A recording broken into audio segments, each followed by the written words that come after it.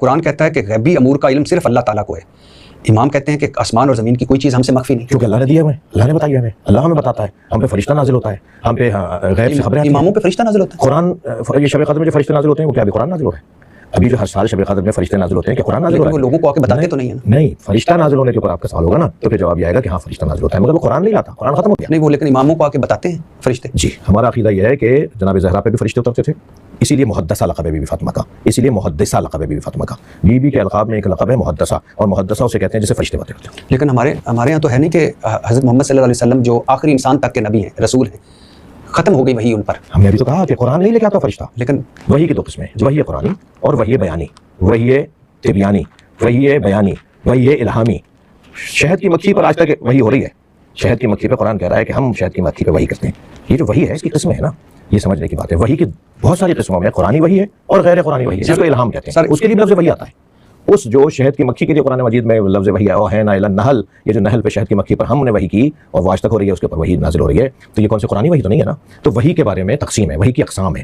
یعنی اللہ کی طرف سے اب آپ اسی کو لے لیجیے کہ شب قدر میں فرشتے نازل ہوتے ہیں حتی مطلع الفجر. فرشتے امر کو لے کر آتے ہیں روح کے ساتھ حتی مطلع الفجر. وہ تو ہر سال لے کر آتے ہیں. تو کس کے اوپر لے کر آتے ہیں؟ ہمارا دعویٰ یہ ہے کہ اولی الامر پر لے کر آتے ہیں. اولی الامر سے مراد امام معصوم ہے، ہر زمانے کا امام معصوم اولی الامر ہے. ہم حاکم کو اولی الامر نہیں مانتے، یعنی بادشاہ کو، وزیر اعظم کو، صدر کو ہم اولی الامر نہیں مانتے. جو قرآن میں حکم دیا ہے کہ اللہ کی اطاعت کرو، رسول کی اطاعت کرو اور اولی الامر کی اطاعت کرو. ہمارے ہاں اولی الامر سے مراد حاکم وقت نہیں ہے، امام معصوم ہے، ان پہ فرشتہ نازل. علی بھی کیا آپ شیعہ کے عقیدہ امامت کو صوفیہ کے عقیدہ کشف و الہام کی طرح گمراہی ہی سے سمجھتے ہیں، یا اس کا کوئی ثبوت قرآن سنت سے موجود ہے؟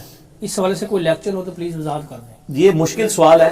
بہرحال میں نے دبے الفاظ میں کہ جس کے اندر ایک فتنہ کھڑا نہ ہو، میرا یوٹیوب پہ ایک کلپ ہے قادیانیوں کو دعوت اصلاح. اس میں نے کچھ ایمبیگوس جملے بولے تھے، ایمبیگوس عام عوام کے لیے، پڑھے لکھے لوگوں کو تو سمجھ آ گئی تھی. اس میں نے یہ جملہ بولا تھا سٹارٹ ہی میں تمہیدن کہ جو کوئی نبی صلی اللہ علیہ وآلہ وسلم کے بعد کسی بھی شخص کے بارے میں یہ عقیدہ رکھے کہ اس کے اوپر اللہ کی وحی نازل ہوتی ہے اور وہ اللہ کی وحی کی تائید کے ساتھ فیصلے کرتا ہے، چاہے وہ اس کو امتی نبی کہتا ہو قادیانیوں کی طرح، چاہے وہ اس کو بزرگوں کا کشف و الہام کہتا ہو، چاہے وہ عقیدہ امامت کو بگاڑ کے اس شکل میں پیش کرے. ایک عقیدہ امامت وہ ہے جو آج کل پریکٹیکلی ایران والوں نے مان لیا ہوا ہے کہ امامت سے مراد پولیٹیکل لیڈر ہے. اس عقیدہ امامت میں تو ہم حضرت ابوبکر، عمر، عثمان و علی صاحب کو امام وقت مانتے ہیں.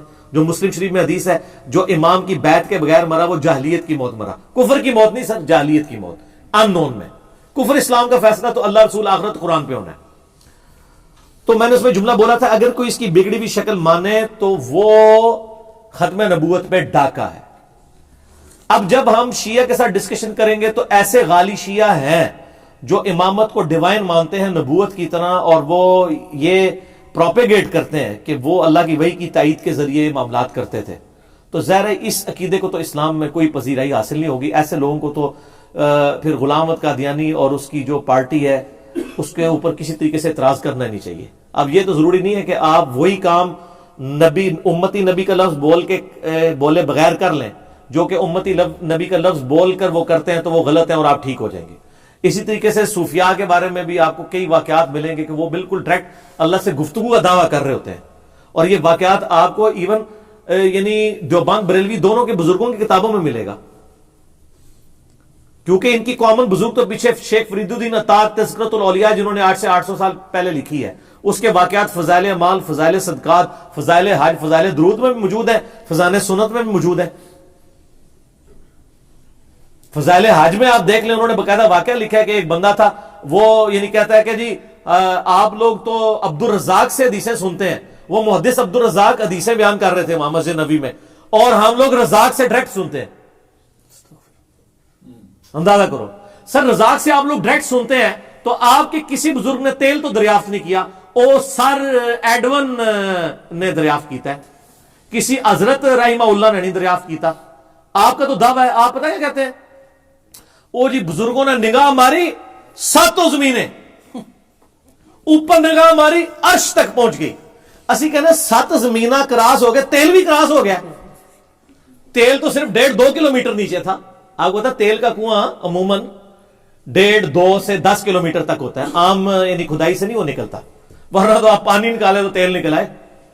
وہ تو جب حادثاتی طور پہ اللہ نے دریافت کروانا تھا نا عرب میں اور پنسلوینیا میں امریکہ میں پہلا تیل کا کنواں نکلا تھا، تو وہ حادثاتی طور پہ وہ واٹر ٹیبل جو ہے نا اس لیول پہ آیا ہوا تھا، ادروائز تو یہ دریافت بھی نہ ہوتا، کس کا دماغ ہونا تھا نیچے تیل ہے. وہ سر ایڈون نے دریافت کیتا سی. اگر وہ مطلب زندہ ہوندے اور مسلمان ہوندے، میں حافظہ اللہ اور رحمہ اللہ بھی انہوں نے کہہ رہا ہوندا، تو سر ایڈون نے کیتا ہے، کسی تواڈے بزرگ نے نہیں دریافت کیتا. تو کدھر ہے وہ؟ دریافت کر کے بتائیں نا. اور پھر جب اللہ ان کو بتا رہا ہے تو تیل تو اللہ کو تو پتا تھا نا، تو کسی بزرگ کے ذریعے کروا لیتا. سب کہانی ہے، اس طرح نہیں ہوتا. دنیا بقدر ایفرٹ ہے. تو اس طرح آپ یہ عقیدہ نہ رکھیں. یہی وجہ ہے میرا یوٹیوب پہ کلپ بہت وائرل ہوا ہے، قادیانی حق کیوں نہیں قبول کرتے. سر اس کلپ کے بعد سب کو آگ لگی ہوئی ہے. آگ یہ نہیں لگی ہوئی ہے کہ میں نے جھوٹ بولا ہے، آگ یہ لگی ہوئی ہے کہ اس نے کیا کر دیا ہے، ہمارے کپڑے اتار دیے. سر آپ کے کپڑے ہم نے مجبوراً اتارے ہیں، اس لیے اتارے ہیں کہ ہم اپنے دین کا مقدمہ لوز کر رہے تھے. ہم بار بار کہتے ہیں کہ قادیانیوں کے سامنے جب ہم ختم نبوت کو ڈسکس کرتے ہیں نا تو وہ ہمارے بزرگ بابوں کی باتیں لا کے سامنے رکھ دیتے ہیں. تو تسی تو منہ اڈ کے بہ جاندے ہو نا، تو ہم منہ نہیں اڈتے. اسی کہنے اے بھی تواڈے بزرگ نے، ساڈے نہیں. تو انہوں مبارک ہو کول ہی رکھو، سانو نہیں چاہیے.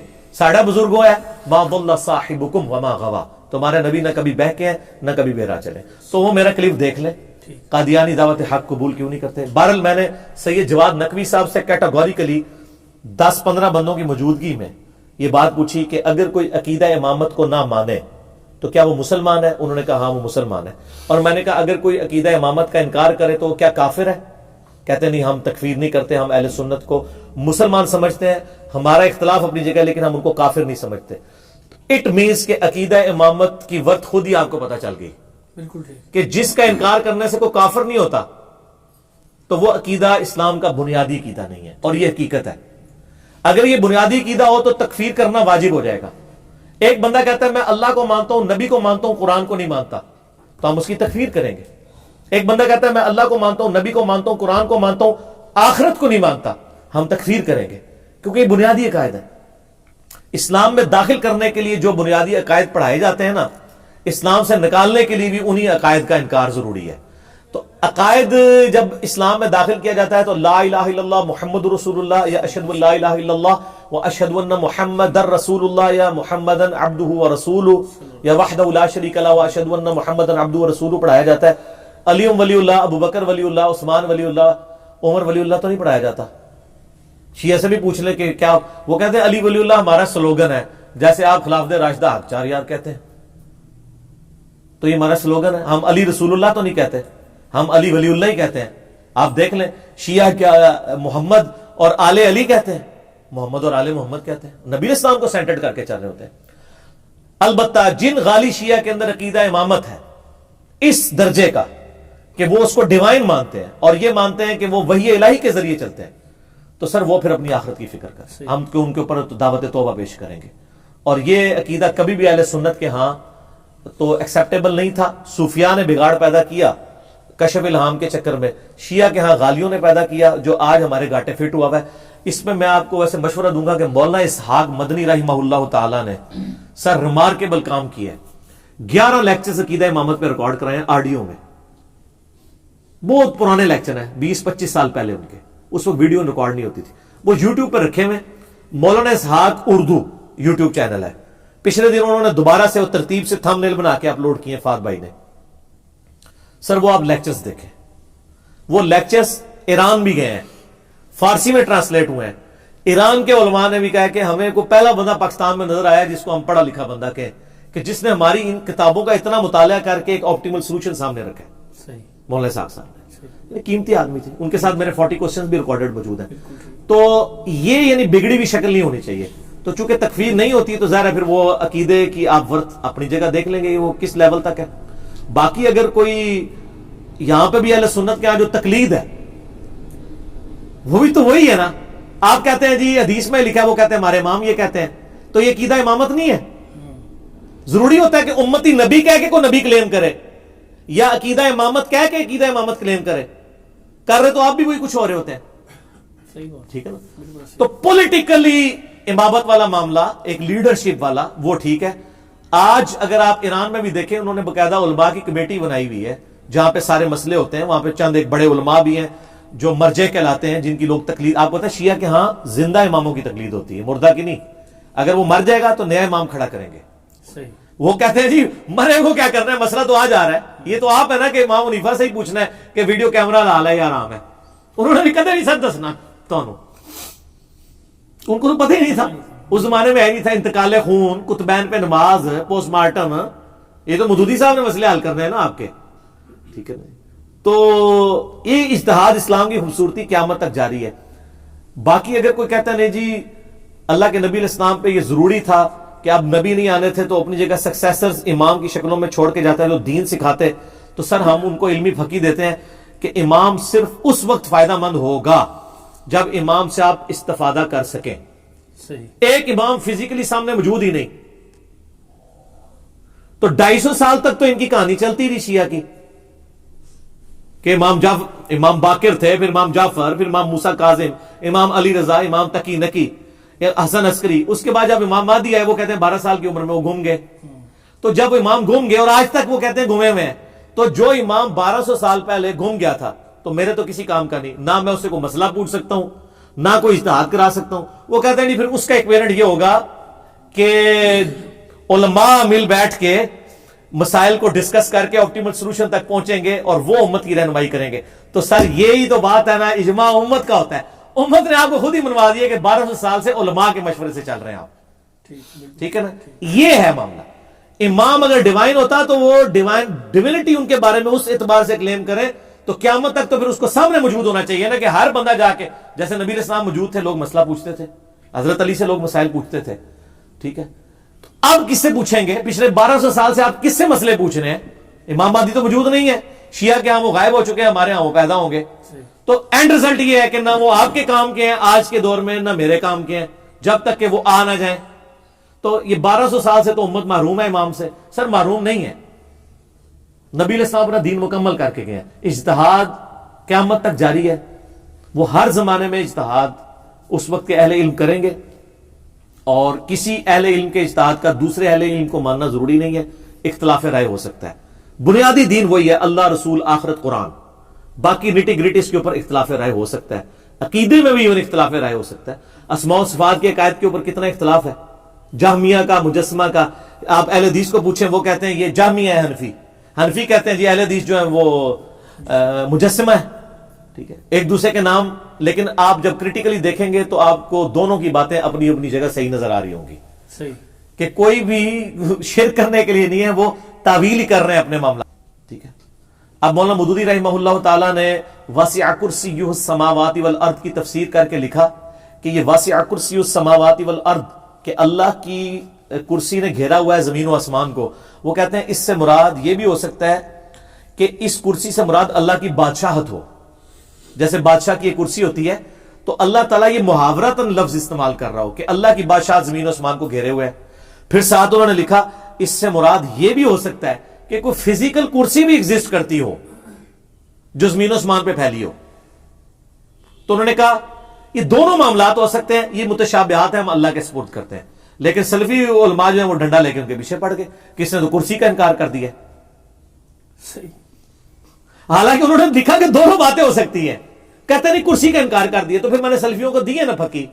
میں نے کہا جی آپ کے جو علماء ہیں، کل من علیہا فان، جو سورۃ الرحمان کے اندر آیات آتی ہیں، اعوذ باللہ من الشیطان الرجیم بسم اللہ الرحمن الرحیم، اس کے اندر تو آپ لوگوں نے بھی تو تعویل کر دی ہے.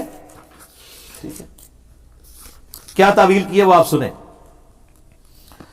کل من علیہا فان، ہر وہ چیز فنا ہو جائے گی جو اس زمین کے اوپر ہے. وَيَبْقَى وَجْهُ رَبِّكَ ذُو الْجَلَالِ وَالْإِكْرَامِ، باقی صرف تیرے رب کا چہرہ رہے گا.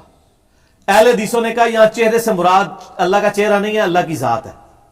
تو تعویل کر لی نا، کیونکہ اگر وہ چہرہ مانیں گے تو اس کا مطلب ہے اللہ کا چہرہ ہی باقی رہے گا، باقی اس کی شان کے لائق اس کا جو دستے قدرت ہے، اس کی آنکھیں ہیں جیسا کہ اس کی شان کے لائق ہے، اس کی تشبیہ وہ کدھر جائیں گی.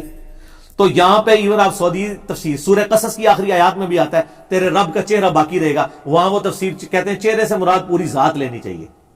تو تعویل تو آپ نے بھی کر لی. تو ہم آپ کو کہ آپ اس کا مطلب منکر ہی ہو گیا آیت کے؟ نہیں نا، اے نا پازیٹیو والی ہے نا، اسی تواڈے نال ہاں، منکر نہیں ہو تسی. تو ڈگری دینے اسلام دی. بخاری مسلم میں حدیث ہے قیامت والے دن 7 لوگوں کو اللہ کے عرش کا سایہ نصیب ہوگا جس دن اور کوئی سایہ نہیں ہوگا. ٹھیک ہے. ان میں جس نے جوانی میں توبہ کی, دائیں ہاتھ سے صدقہ کیا, بائیں کو پتہ نہیں چلا, اور جس کو خوبصورت عورت نے مائل کیا اور وہ اس کے برائی, جس کا دل مسجد میں اٹک رہا. اب وہاں پہ الفاظ ہیں کہ اللہ کا سایہ نصیب ہوگا. آپ اہل حدیث کا ترجمہ کھول کے دیکھیں, انہوں نے بریکٹ میں لکھا ہے اللہ کے عرش کا سایہ. اللہ کے عرش کے لفظ ہی نہیں ہے.